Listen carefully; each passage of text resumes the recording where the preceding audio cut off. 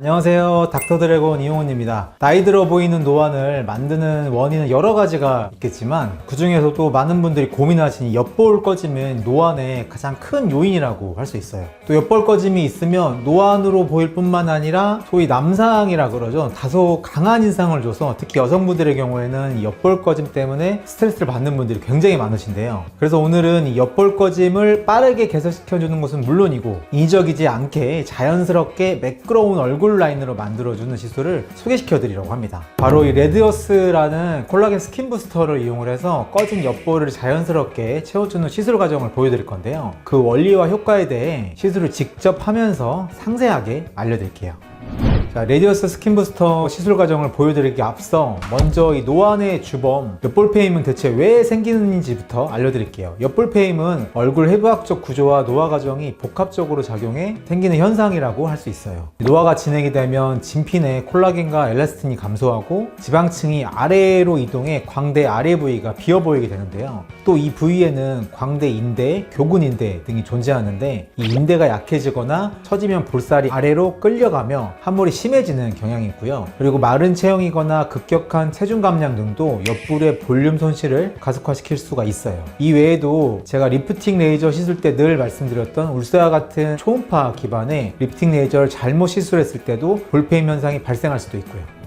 그러면 지금부터 엿볼 페임이 고민이셔서 오신 시술자 한 분을 모시고 시술을 한번 해볼 건데요. 평소 어떤 게 고민이셨어요? 울세라 하고 나서 여기 옆에가 조금 패여가지고요. 신경 쓰였어요. 말씀하신 대로 울세라를 하시고 나서 광대 밑쪽에 페인분들이 굉장히 많으신데요. 물론 이제 울세라를 할 때 이제 디자인을 잘 해가지고 그 부위를 피해야 되는데 좀 능숙하지 못하거나 그런 경우에는 간혹 생기는 경우가 있습니다. 그래서 오늘 시술자분을 모시고 타병원에서 시술하시고 엿볼 페임 발생한 부분에 레디어스 스킨 부스터를 이용을 해서 엿볼 페임 부분에 시술을 한번 해볼게요. 레디어스 같은 경우에는 콜라겐 스킨 부스터이기 때문에 몇 대 몇 비율로 믹스를 하냐가 굉장히 중요한데요. 실제로 저는 시술을 할 때 많이 꺼진 부분에는 희석 배율을 낮춰서 볼륨을 더 증가시키는 그런 믹스법을 이용을 하고 피부 탄력이 떨어지거나 잔주름이 고민이신 분들에게는 희석 배율을 좀 높여가지고 탄력 있게 하는 시술 방법을 하고 있는데요. 그래서 시술하기에 앞서 약간 희석 배율을 다르게 해서 그런 커스터마이징해서 하는 시술이 저희 병원의 강점이라고 할 수 있어요. 그럼 시술하기 전에 디자인 먼저 한번 해볼게요.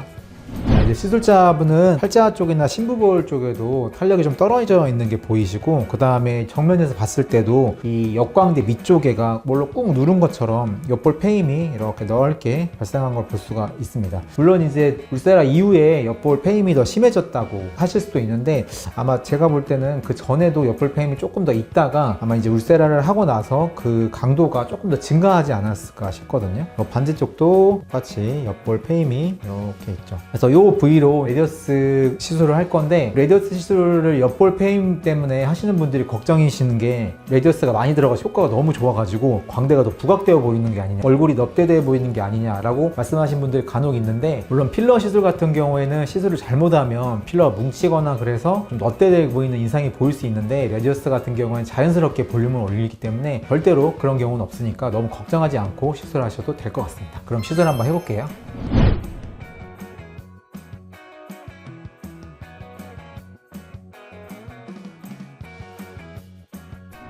양쪽 시술이 다 끝났는데요. 시술자분은 오른쪽 같은 경우에는 유착이 좀 심해서 볼륨이 잘 안 올라왔는데 왼쪽 같은 경우에는 비교적 유착이 좀 덜해서 시술 직후에도 볼륨이 올라오는 효과가 있었습니다. 근데 레디어스 같은 경우에는 시술 직후보다는 한 달 후, 그 다음에 1회 시술보다는 2번에서 3번 정도 시술해야지 더 자연스럽게 볼륨이 차오르는 효과가 있으니까 시술 간격이나 주기를 지켜주시는 게 좋으세요. 시술자분은 정면에서 봤을 때 광대 밑쪽이 좀 꺼져 보이는 양상이었고 말씀드린 대로 오른쪽이 조금 더 유착이 심해했었는데 시술 직후에는 다소 붓기 때문에 약간 오히려 튀어나와 보이는 인상이 조금은 있으세요. 이런 붓기는 한 1에서 2주 정도 지나면 자연스럽게 가라앉기 때문에 오히려 튀어나왔다기보다는 완만해지는 그런 효과가 있으니까 조금 더 지켜보시면 좋을 것 같습니다.